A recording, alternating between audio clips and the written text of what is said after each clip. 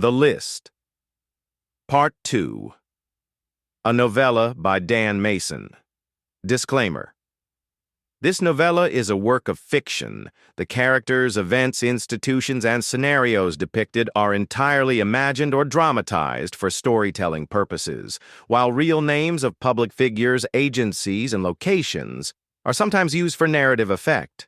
Their portrayal here is fictionalized.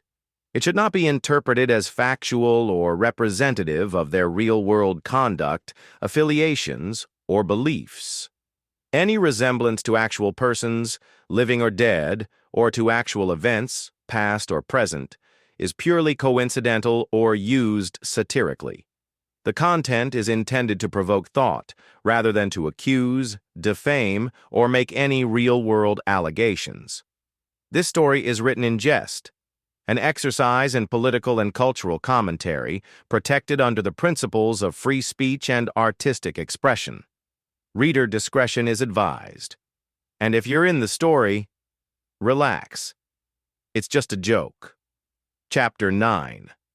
The Rook Protocol NSA Special Facility, Utah Data Center, July 8, 2025.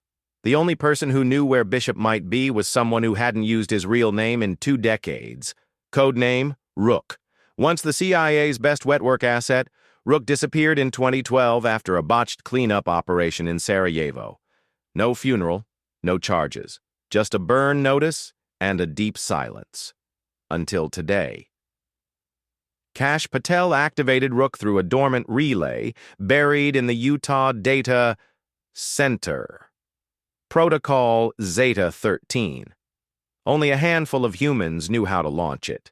Even fewer survived its last use. A dead drop was placed in Helsinki. 2 hours later, it was gone. And on a cold screen in Fort Meade, one line appeared. If I find him first, he lives. If Langley finds him, he dies. Chapter 10. Mossad's Silent Blade. Rachel Finn had been declared dead by her own agency. A car explosion was staged in Prague. A funeral in Tel Aviv with an empty casket. But Rachel wasn't dead. She was deep.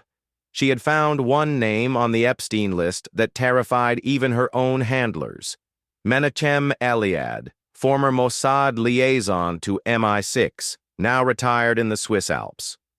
A man known for 2 things: operational silence and decades of access to elite trafficking networks masked as diplomatic favors. She tracked him to a ski lodge near St. Moritz, but someone else was already there. 2 men, American accents, not CIA. She knew the gate. JSRC. They weren't here to question. They were here to clean. Chapter 11. Carter's Bargain. Tam Carter had escaped federal custody using a trick only the deepest moles knew. Call in a fake secure transfer and embed it with a known compromise phrase. The phrase was embedded in her transport manifest. Requesting escort under Protocol Flint. Subject tagged Gray 9. Gray 9 was a ghost tag used for assets that had become liabilities. Every deep state agency had a file on it. Carter knew that it meant they won't touch her, but they'll watch her. And maybe one day, use her. She fled to Charleston and reached out to the only person who could decode her vault tapes, a former NSA linguist named Janek Morrow, now living in exile in Poland. She wrote a sentence to him.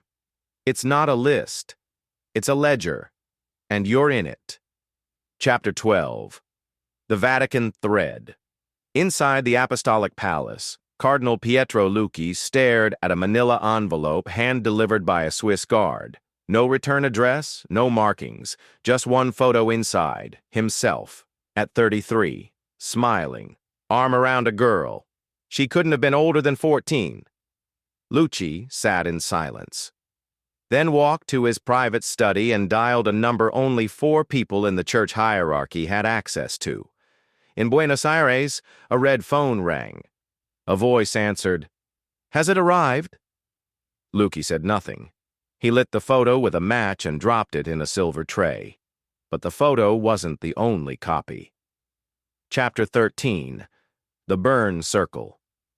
Within the CIA's burn circle, an off-the-books task force built after 9/11 to control collateral from foreign and domestic ops, a special protocol had been activated. Fatel, Bishop was declared a threat. Rook intercepted the kill order and sent it back with one change. Reassign target Patel. Langley's director of operations paused. The order hadn't been cleared through chain white or chain black, but the signature was authentic. He overrode it. And in the shadows, the game flipped. Chapter 14. Exit Wound. Dan Bongino, bleeding and broken, had one final name he hadn't told Patel. A name connected not to Epstein, but to the architects behind the cover-up. The ones who moved the pieces before and after Epstein's death. He scribbled it on a torn corner of a medical consent form in Walter Reed. Langston V. Rhines, DOJ Black Fund 2001-2016. Cash read it that night. His face went pale. Raines had been dead for 9 years. Officially,